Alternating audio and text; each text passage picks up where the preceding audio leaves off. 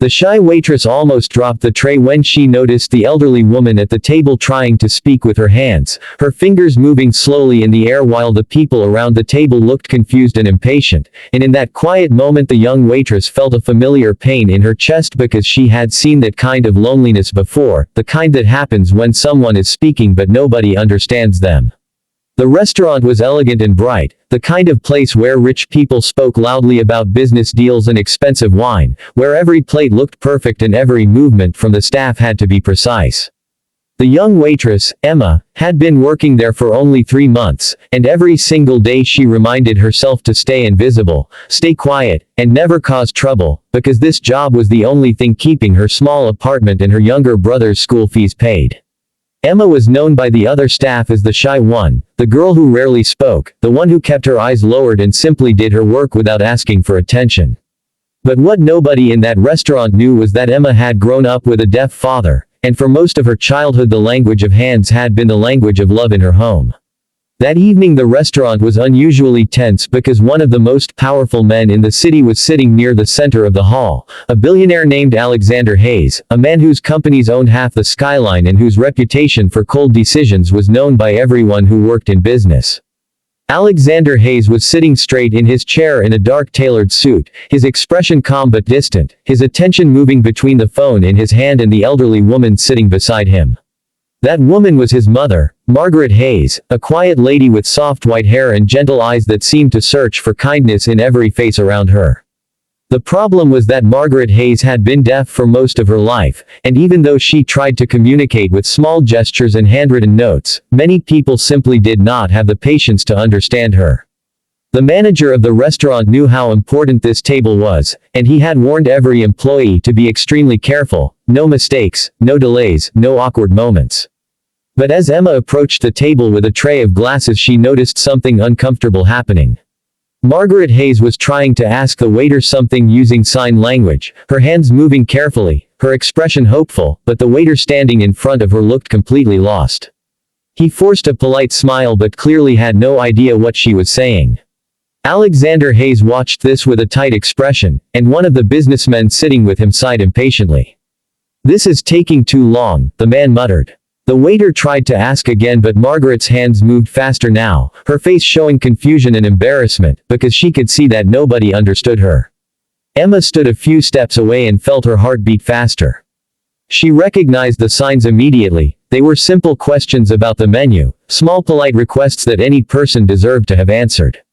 But Emma also knew the rule of that restaurant: waitresses were not supposed to interrupt service at high-profile tables unless the manager allowed it.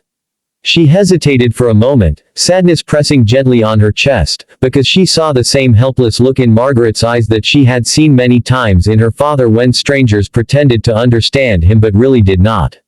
The businessman across the table rolled his eyes and leaned back. "Maybe someone should bring her a notepad," he said with a dry laugh. Margaret lowered her hands slowly, and in that small movement Emma saw quiet humiliation. The manager noticed the awkward scene and hurried over, whispering sharply to the waiter to handle it quickly. Emma knew that if she stepped in she might be scolded later, maybe even fired, because managers in expensive restaurants cared more about control than compassion. For a second she almost walked away. But then she remembered her father sitting alone in a crowded cafe years ago while people avoided looking at him because they did not understand his hands. Something inside Emma refused to stay silent. She placed the tray gently on a nearby table and stepped closer. "Excuse me," she said softly. The manager frowned immediately. "Emma, this table is already being handled." But Emma was not looking at him. She was looking at Margaret Hayes, and she lifted her hands slowly, carefully, speaking in the quiet language she had known since childhood. Her fingers formed simple signs, calm and clear. "Hello, how can I help you?" The moment Margaret Hayes saw the signs her eyes widened with surprise, then softened with relief so deep it almost looked like gratitude spilling out of her whole face. Her hands moved again, this time more confidently, asking about the soup and whether it contained mushrooms because she was allergic. Emma translated gently for the waiter, then answered Margaret in sign language, explaining the menu with small precise gestures. The table became very quiet. The businessmen who had been impatient only seconds earlier now watched with curiosity. The manager looked stunned, unsure whether to interrupt or stay silent. But the most surprising reaction came from Alexander Hayes himself. The billionaire had been staring at Emma since the moment she lifted her hands. At first his expression had been sharp and protective, as if he expected someone to mock his mother. But as Emma continued signing with calm respect, his face changed slowly, the tension leaving his eyes.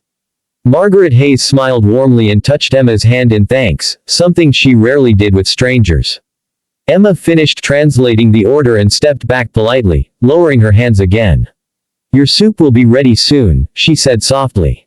The manager immediately pulled her aside, whispering with irritation, "You were not assigned to that table." Emma lowered her eyes. "I'm sorry." She expected anger, maybe a warning, maybe worse. But before the manager could say more, a deep voice interrupted them. "Wait." Both of them turned. Alexander Hayes had stood up from the table. The entire restaurant seemed to pause as he walked slowly toward Emma. For a moment Emma felt fear tighten in her stomach. Powerful people were unpredictable, and she wondered if she had embarrassed him somehow. Alexander stopped in front of her, his expression serious. "You understand sign language," he said quietly. Emma nodded. "My father is deaf." For a second Alexander said nothing. Then he looked back at his mother, who was watching the scene with gentle curiosity. When he turned back to Emma, his voice was softer than anyone expected. "Do you know," he said slowly, "that in 30 years of taking my mother to restaurants, you're the first waitress who ever spoke to her in her own language." The words hung in the air like something fragile and powerful at the same time. Emma felt her throat tighten slightly, but she stayed quiet. Alexander took a slow breath. "People always speak to me instead," he continued, "as if she is invisible." Margaret Hayes was watching them now, her eyes shining slightly. Alexander stepped closer and did something that shocked the entire staff of the restaurant.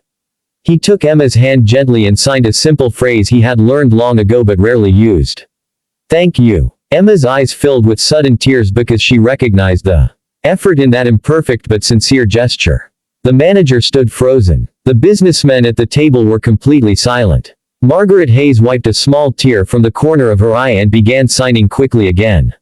Emma translated softly. "She says you made her feel heard tonight." Alexander looked at his mother, then back at Emma. For a moment the powerful billionaire who controlled billion-dollar companies looked like nothing more than a grateful son. "Please," he said quietly, "would you join us for a moment and speak with her?" Emma hesitated, but Margaret was already smiling warmly and patting the empty chair beside her. The manager opened his mouth to protest, but Alexander raised a hand calmly. "It's fine." Emma sat down carefully, her heart beating fast, and began signing with Margaret again. The conversation was simple, about family, about childhood, about how Emma had learned sign language from her father. The old woman laughed softly several times, something the businessmen at the table had never seen before. When the conversation ended, Alexander stood again and looked around the restaurant. "Kindness," he said quietly, "should never be invisible." Then he turned to the manager. "I would like this young woman to train my company's hospitality staff in sign language." The manager blinked in disbelief. Emma stared at him, unable to speak. Alexander smiled slightly. "If she agrees, of course." Emma's hands trembled a little as she signed thank you to Margaret again. The elderly woman squeezed her hand gently. Around them the restaurant slowly returned to life, but the people who had witnessed the moment knew they had seen something rare, not a display of power, but a quiet act of humanity that had changed everything. And as Emma walked back toward the kitchen that night, tears still shining in her eyes, she realized that sometimes the smallest language in the world, spoken only with hands, could be powerful enough to reach even the quietest heart and the most powerful man in the room.